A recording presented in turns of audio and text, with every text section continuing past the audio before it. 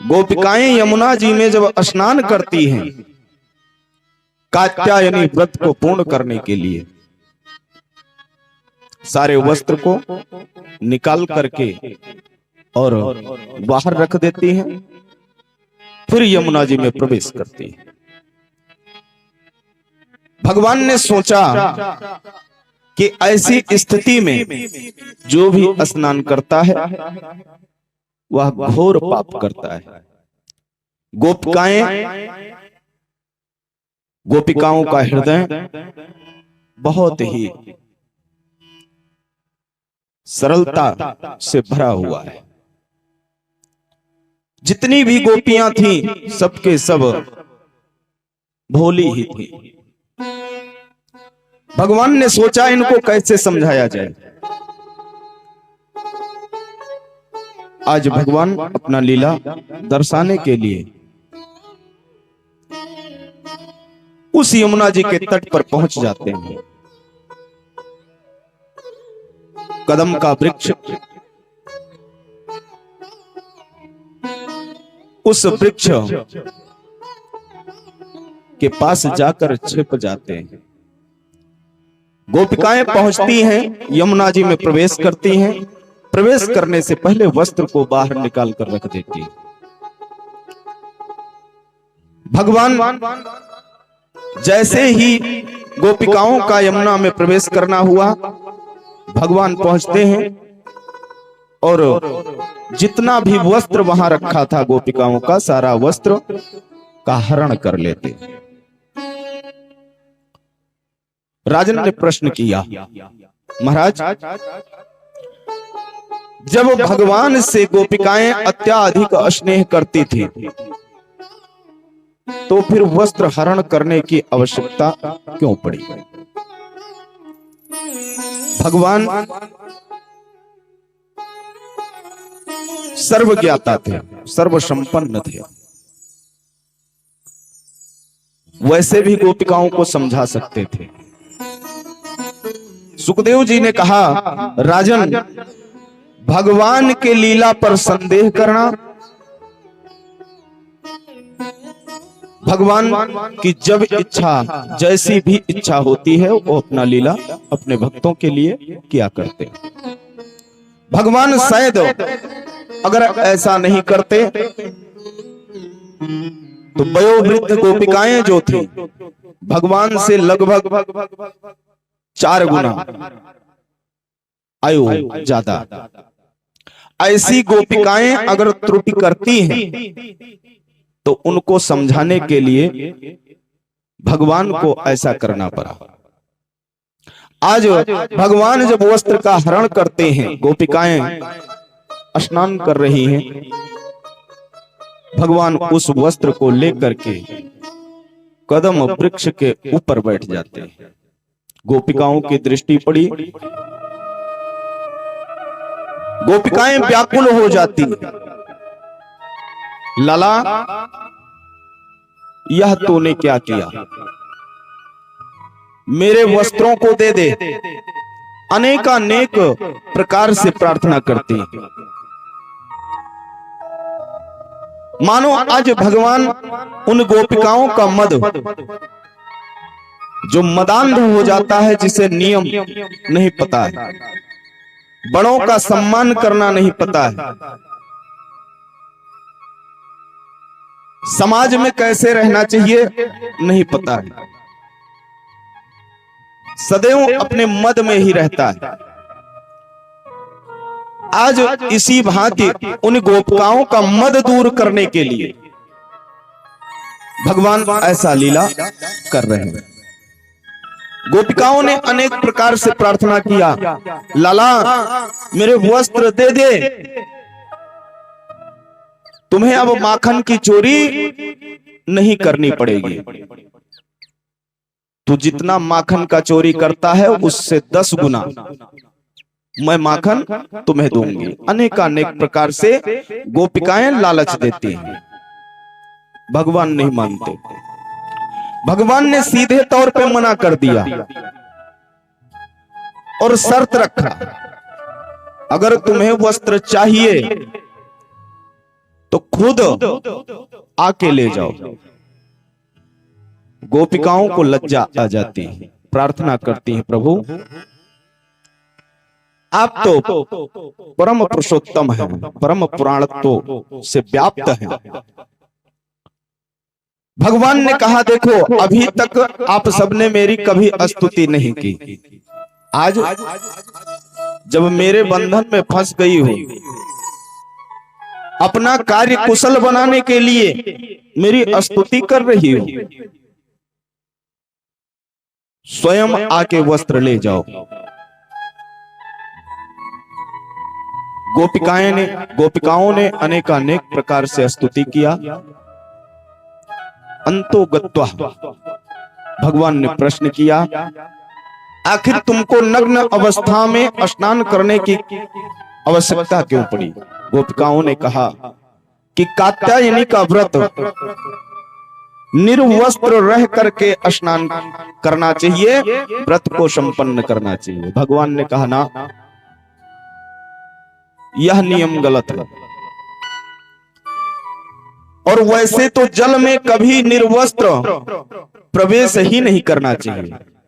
जल में अगर सायं यानी रात्रि का 9 बज जाए, 9 बजे के बाद अगर नदी में या कुएं से जल लेना हो, अब वैसे तो कुआं रह ही नहीं गया, नदी का जल कोई पीता ही नहीं है, लेकिन कभी भी ऐसी स्थिति बने तो पहले प्रेम पूर्वक प्रणाम करिए, वरुण देवता का ध्यान करिए, एक कंकड़ उठाइए, नदी में फेंकिए, जागृत करिए, उसके बाद जल लीजिए। यही पुराणों का नियम है। भगवान ने अनेकानेक प्रकार से समझाया।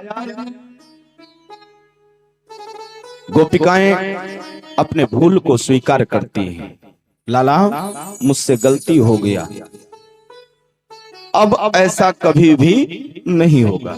सुखदेव जी ने कहा, राजन जब गोपिकाओं ने भूल को स्वीकार किया, भगवान को लगा कि गोपिकाओं का मद दूर हो चुका है,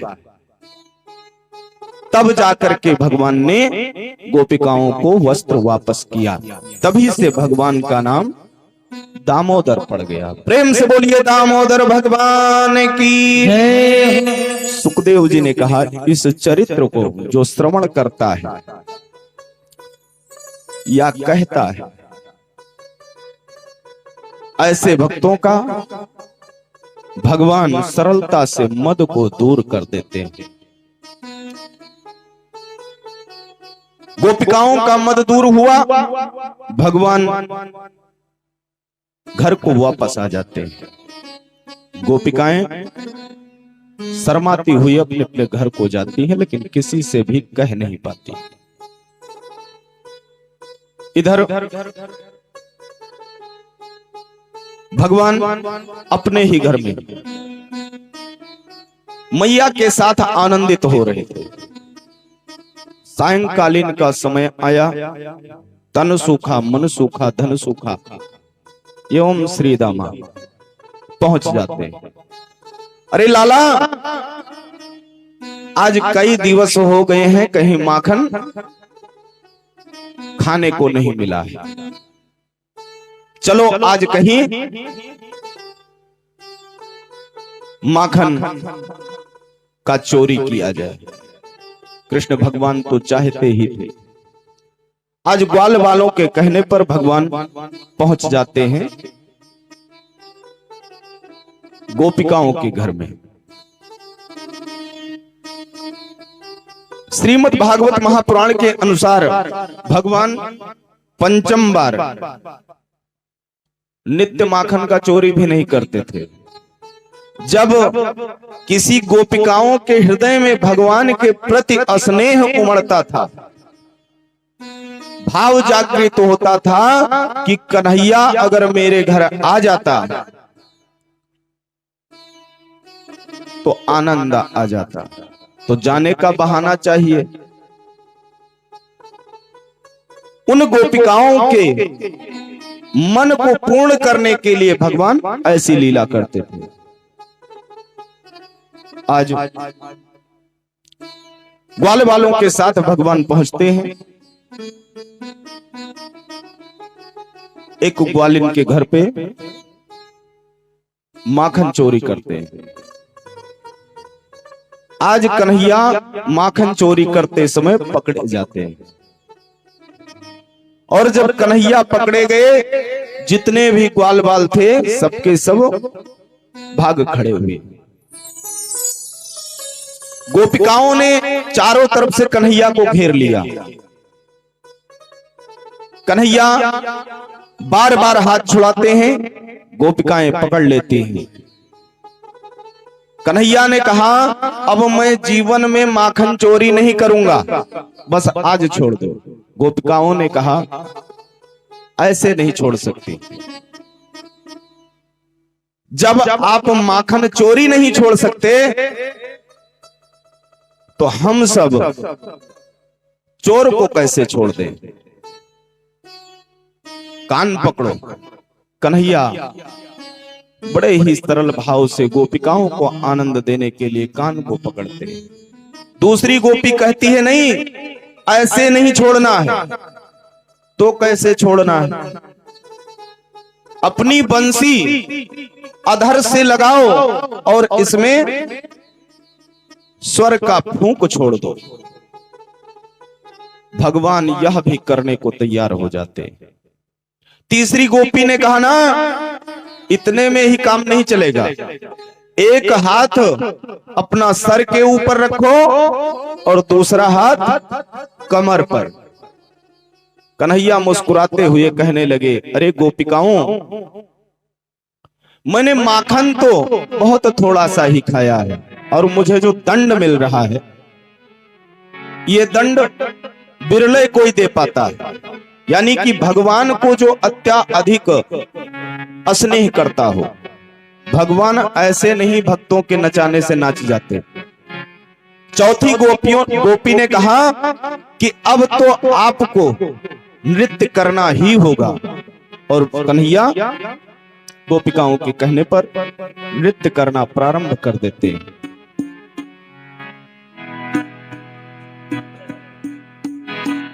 कि जही हाजिर है वो कहती है, दही हाजिर है कन्हैया के लिए खाने को। कोई कह दो जरा बंसी, कोई कह दो जरा दही हाजिर है, दही हाजिर है कन्हैया के लिए खाने को। कोई कह दो जरा बंसी उन्हें बता दे, कोई कह दो जरा बंसी बता दे।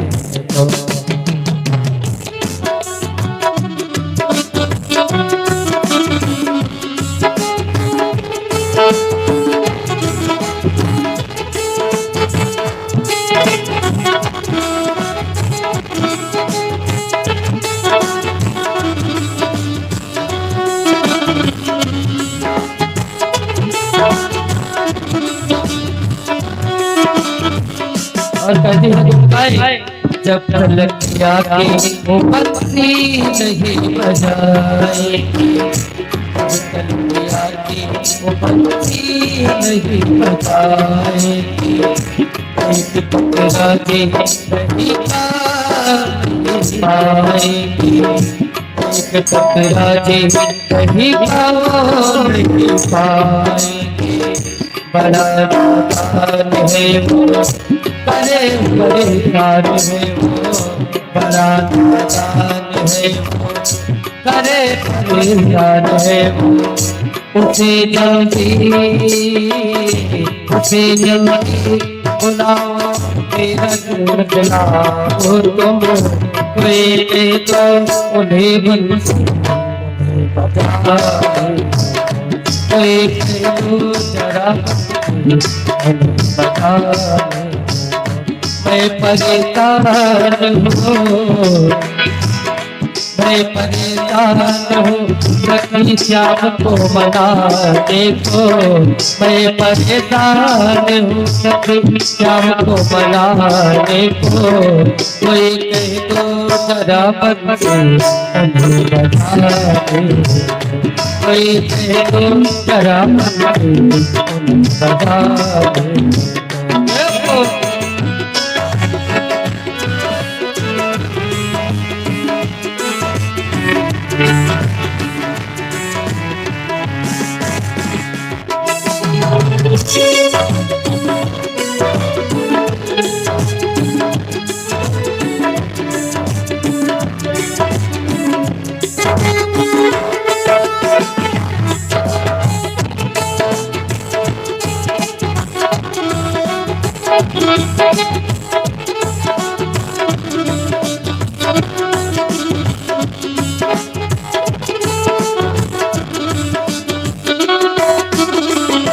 और गोपिकाएं कहती है, हे प्रभु मेरा दिल श्याम की सूरत का दीवाना हुआ, मेरा दिल श्याम की सूरत का दीवाना हुआ, लगता है अब सारे जग से दीवाना हुआ, लगता है अब सारे जग से दीवाना हुआ, मुझे देखो दुखा दो भैया भैया उसे छैया पर छैया पर छैया रहो बिठाने को, उसे छैया पर छैया रहो बिठाने को, कोई कह दो जरा बंसी कोई कह दो जरा बंसी बजा दो, कोई कह दो जरा बंसी कोई कह दो जरा बजा दो। प्रेम से बोलिए बंसी वाले की, श्री भागवत भगवान की। श्री सुखदेव जी कहते हैं, राजन भगवान इस प्रकार गोपिकाओं को आनंद देने के लिए जो भी गोपिकाएं चाहती हैं सर्वस्व आज लाला करने को तैयार हो जाते हैं। अंतो गत्वा गोपिकाओं के मन में भगवान को देखने की इच्छा तीव्र होने लगती है। गोपिकाएं चाहती हैं कि लाला हम सबसे एक पल के लिए भी दूर ना हो। भगवान अनेक अनेक प्रकार से गोपिकाओं को आनंदित कर रहे हैं। गोपिकाओं के द्वारा कृष्ण को छोड़ दिया जाता है। समय व्यतीत हो रहा था। एक दिन कन्हैया के मन में इच्छा जागृत हुई कि सत्गुण को छोड़ करके मुझे एक ना एक दिन रजोगुण में परिवर्तित होना है। रजगुण में परिवर्तित होने से पहले रज यानी मृतिका, मिट्टी का स्वाद लेना चाहिए। भगवान ने लीला करने हेतु द्वार पर खेलते खेलते मिट्टी को उठाया और खाना प्रारंभ कर दिया। किसी गोप ने देखा, दौड़ता हुआ गया, यशोदा मैया से शिकायत कर दिया, मैया आपका लाला तो इतना बदमाश हो गया है कि उसका पेट मक्खन दूध दही से नहीं भरता, तो वह तो मिट्टी खाने लगा है। मैया दौड़ती हैं और कन्हैया के पास पहुंच जाती हैं। लाला मिट्टी खाया है? लाला ने सर को हिलाते हुए जवाब दिया, नहीं। मैया को फिर भी विश्वास नहीं हुआ। मुख में मृत्तिका लगी हुई है, हाथों में मृत्तिका लगी हुई है, मिट्टी लगी हुई है, और कन्हैया मानो ऋषिगण कहते हैं ना तो कन्हैया ने झूठ बोला और ना मां से सत्य ही कहा। हूं हां में जवाब देते रहे, स्पष्ट शब्दों में कुछ भी नहीं कहा। मैया ने कहा, लाला अगर तुमने मिट्टी नहीं खाया है तो मुख को खोलो। एक बार मैया कहती हैं, कन्हैया ने मुख को नहीं खोला। मैया दूसरी बार कहती हैं, कन्हैया ने मुख नहीं खोला। मैया क्रोधित तो हो जाती है, मैया को क्रोध आ गया। कान पकड़ करके कन्हैया का ऐंठते हुए और बोली, लाला मुख को खोल, जब तुमने मिट्टी नहीं खाया है तो मुख खोलने से क्यों डर रहा है? कन्हैया मुख इसलिए नहीं खोलना चाहते क्योंकि भगवान के मुख में पूरा ब्रह्मांड वास करता है। आज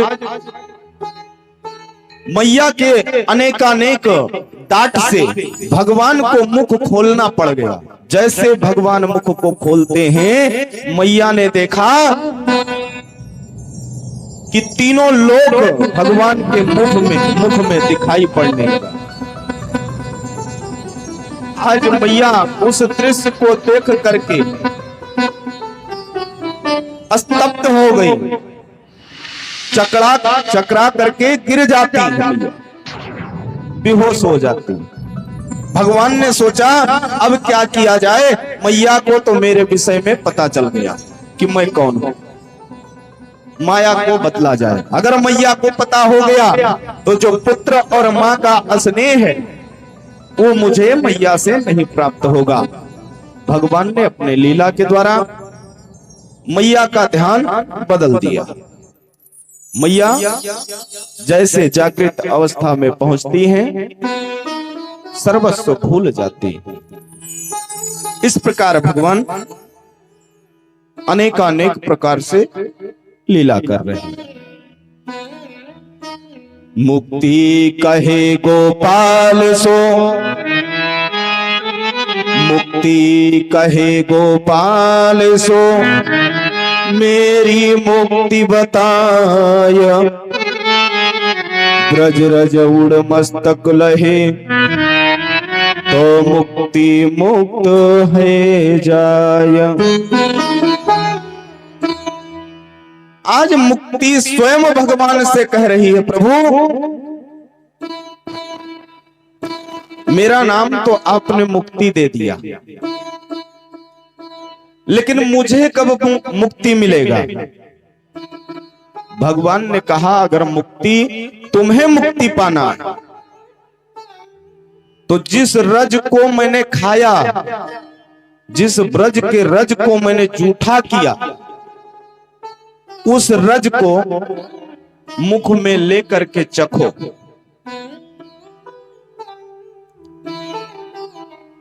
कभी भी अगर ब्रज जाने का अवसर प्राप्त हो तो वहां की मिट्टी भी भगवान का प्रसाद स्वरूप है। उस मिट्टी को अगर मुख में डाल लिया जाए तो जीवन धन्य हो जाता है बंधुओं। जिस प्रकार गोपी चंदन भगवान जिस स्थान पर गोपिकाओं के साथ क्रीड़ा करते थे, खेलते थे, उस रज को हम आप चंदन समझ करके मस्तक पर लगाते हैं। विष्णु पुराण में लेख है, जो भी भक्तगण गोपी चंदन को मस्तक पर धारण करते हैं उनकी अकाल मृत्यु क्यों ना हो जाए, फिर भी वह भक्त वैकुंठ को प्राप्त करता है, भगवत धाम को प्राप्त करता है। इसलिए वहां की मृत्तिका रज कण कण वृंदावन कहा गया है, ब्रज रज सो रज नहीं, ब्रज के रज जैसा कहीं का भी रज नहीं। और ऐसी महत्ता बताते हुए सुखदेव जी ने कहा, राजन, जब मुक्ति ने ऐसा प्रश्न किया कि मुझे मुक्ति कहां मिलेगी प्रभु, मेरा नाम तो आपने मुक्ति रख दिया, तब भगवान ने उसे समझाते हुए कहा कि ब्रज के रज को जब मुख में रखोगी वैसे ही तुम्हारा मुक्ति हो जाएगा। इसलिए बंधुओं, ब्रज जाने पर, गोकुल जाने पर, मथुरा जाने पर, यहां तक अयोध्या भी जाने पर मृतिका को स्पर्श करते हुए मस्तक पे धारण करना चाहिए। जहां पर भगवान ने अपने बाल लीला को दर्शाया, जिस रज में भगवान खेलते रहे, वह रज स्वर्ण से भी पवित्र माना गया। आज भगवान ने सोचा कि कुछ और भिन्न लीला करना चाहिए। भिन्न लीला कैसा? सुखदेव जी कहते हैं, राजन, एकदा गृहदासी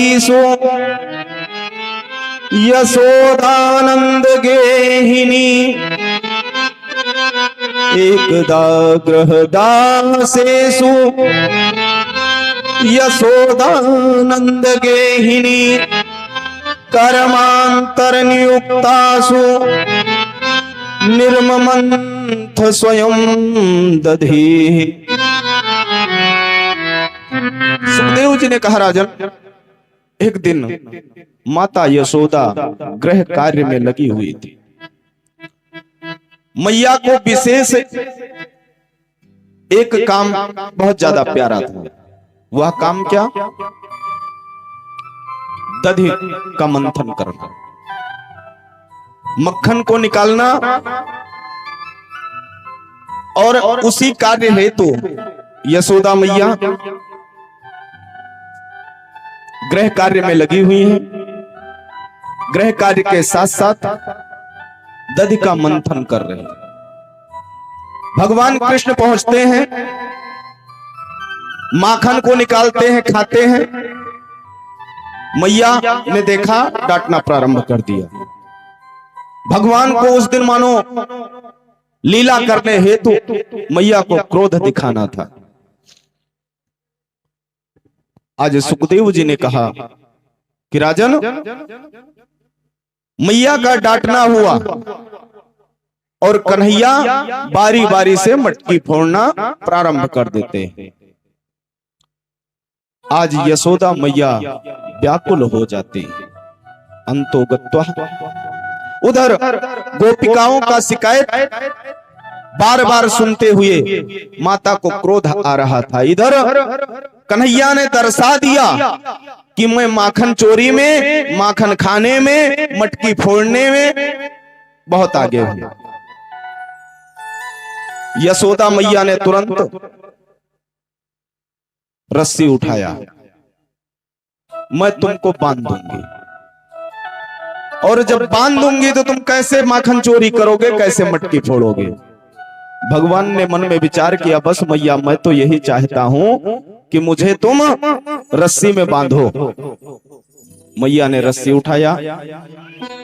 भगवान के कमर में जैसे रस्सी को बांधती हैं, ओखल के पास ले गई।